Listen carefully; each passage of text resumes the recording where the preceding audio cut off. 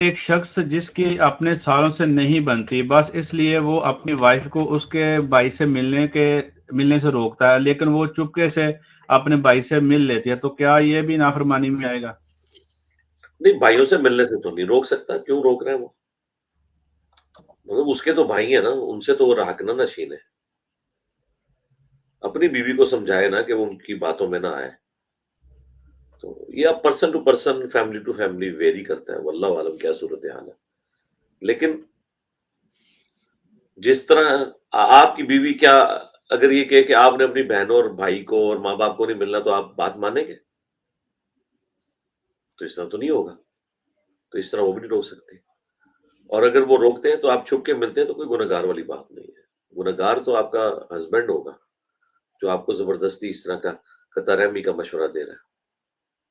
ہاں، اگر آپ کی جان کو خطرہ ہے کہیں پہ تو پھر ایک معاملہ الگ ہے.